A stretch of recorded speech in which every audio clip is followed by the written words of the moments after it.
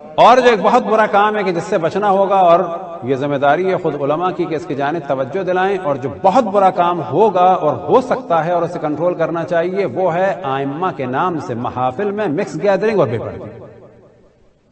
چاہے کسی کو اچھا لگے چاہے برا لگے۔ یہ جو سلسلہ اس وقت بالکل انٹرنیشنل لیول پہ ہو رہا ہے کہ مکس گیدرنگ کر دی جاتی ہے رجب کی نظر و نیاز میں، اس سے کہیں زیادہ ثواب ہے کہ ایسا نہ کریں۔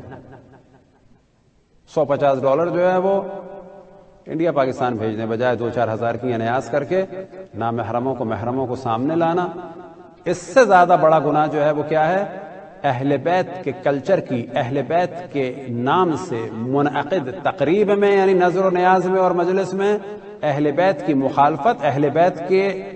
سے منسوب تقریب میں۔ اور اگر اس پہ بریک نہیں لگایا گیا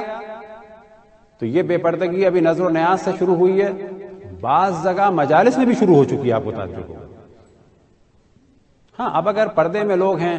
ایک جانب خواتین ہیں ایک جانب مرد ہیں، کوئی کسی کا بے پردگی کا سلسلہ نہیں ہے تو وہ ایک الگ مسئلہ ہے، لیکن اگر زینت و آرائش کے ساتھ محرم نہ محرم، اور سب سے بری چیز کیا کہ تدریجاً کلچر خراب ہو جائے گا۔ پھر جب یہ کلچر خراب ہو جائے گا، اگلی نسلوں میں چیز نارمل ہو جائے گی کہ نہیں، ہم نے تو دیکھا اپنے آباء و اجداد کو یہی کرتے تھے۔ تو اسلام میں سب سے زیادہ تاکید ہے کہ امر بالمعروف کیا جائے، نہی عن المنکر کیا جائے۔ امر بالمعروف اور نہی عن المنکر کے معنی یہی ہیں کہ نیکی کو جاری رکھا جائے اور گناہوں کی مذمت کی جائے، اس کو نارمل نہ ہونے دیا جائے، ٹوکا جائے اسے۔ صلوات پڑھیں بر محمد والے محمد۔ برحمتك يا أرحم الراحمين